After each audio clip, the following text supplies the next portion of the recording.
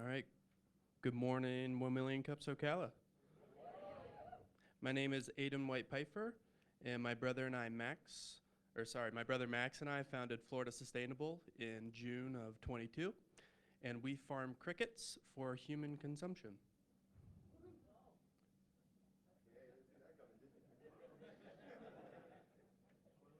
Okay. All right. So, quick background on Max and I. We were both born and raised in Vermont. I got my bachelor's of science from UVM, my master's up in Gainesville at UF. Max also went to UVM and then served in the military for 4 years as a U.S. Army sniper. And then when he got out, he came down to Ocala where we met up and decided that we wanted to start a business. So we wanted to start a business that had a purpose and a mission that would motivate us through the inevitably difficult times that were ahead of us. Next. So one day we stumbled upon a video from Business Insider highlighting a massive cricket farming operation up in Canada. So to us, this was fascinating because of the, I guess, uniqueness of the idea, but also because of some very important factors that we learned about crickets that were very influential. Next. So first of all is the amazing nutritional profile of crickets. About 70% of a cricket's body weight is pure, complete protein. So complete meaning all 9 essential amino acids. The remaining 30% is loaded with tons of vitamins and minerals, loaded with iron, calcium, prebiotic fiber, vitamin B12, as well as a good balance of omega-6 and omega-3 fatty acids. So that's pretty incredible. In addition to the pretty amazing health benefits of crickets, there's also the sustainability side. They demand very minimal resources in order to farm. In comparison to traditional livestock, there's an almost negligible carbon footprint that they produce.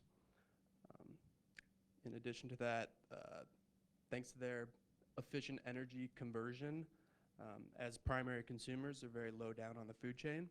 About 1.7 pounds of feed results in a pound of crickets, which is very efficient. And then on top of that, they require not very much water as well. They also pose no known risk of transmitting any diseases to humans. So for that fact, they're also a very safe alternative. So the more we learned about these health benefits as well as the environmental impact, as a alternative protein source, the clearer it became that our current food industry in the U.S. could benefit from insect farming in general. And this kind of helped convince us that cricket farming might be that purpose-driven pursuit that we were seeking. So now how does one actually consume crickets? In many countries across the world, particularly a lot of Southeast Asian countries, it's very common to eat insects whole after they've been fried or dry roasted and then seasoned. In the U.S., a similar yet niche market already exists. This is more, though, as a novelty purchase. If you go to somewhere like Grandpa Joe's, you can find some box of crickets or, yeah, exactly. So, but again, more of a novelty purchase. The much more efficient, nutrient-dense, versatile, and for an American audience, approachable way to consume crickets is through cricket powder. So cricket powder, you can add to almost any dish if you want to just sprinkle some on to boost its protein content very quickly. It has no flavor. It's flavor neutral. So if you were to just eat it directly, it would kind of have a nutty, earthy taste. But some people, if they're being real negative, they'll say it just tastes like cardboard. So it just absorbs any kind of flavor that you put into it.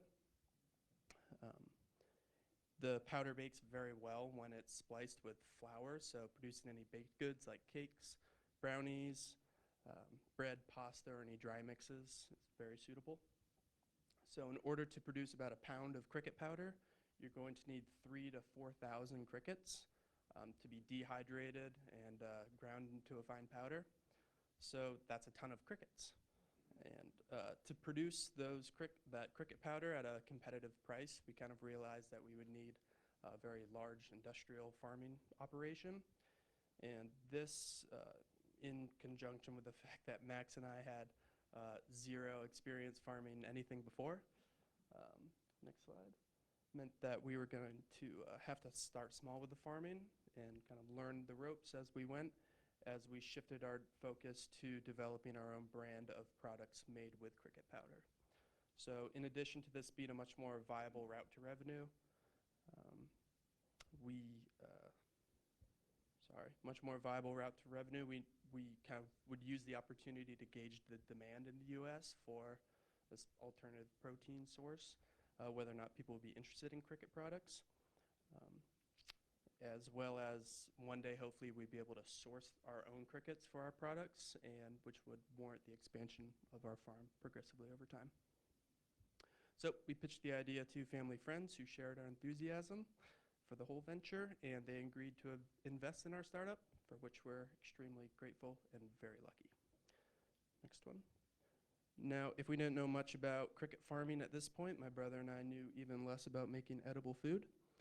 So this is when our business became a full family, an even larger family endeavor, when our mother joined to display her culinary craftsmanship. She has since become our CEO, thanks in part to her natural ability to organize and tell her sons what to do. All right, next one. All right, so together we developed a suite of delicious protein-packed products, including pancake mixes, brownie mixes, protein shakes, tortilla chips, protein bars, and many more not shown here. Next slide, as well as our own line of the novelty-style cricket boxes, Tipsy Crickets. Next slide. So we have also attended many farmers markets last year, as well as pop-up events, so that we could gain some insight into our target audience, as well as trial a variety of products and kind of test where we were seeing success, as well as identify what our hero product would be. So we recognized that marketing was certainly going to be our biggest hurdle for obvious reasons. So we decided that it was worth it to hire a marketing team to help us develop a unique brand, Lucky Leap, which would center around our hero product, which is our gluten-free, high-protein pancake mix. So and next slide. So here's kind of some more, brand story and brand kind of visualizations of what we're going for, kind of our vibe. There's our the website in progress. So we should be launching within the next couple weeks. This whole process should be done. It's taken a while, but we're excited for it. So next slide as well.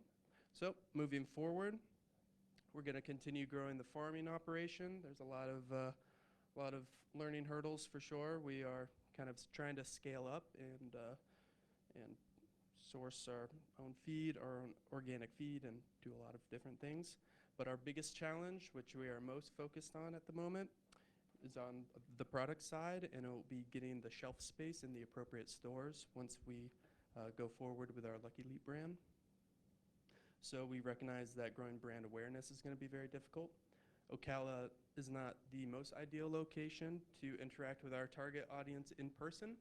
So we recognize that online marketing and self-promotion is going to be a big factor in kind of the success of our brand.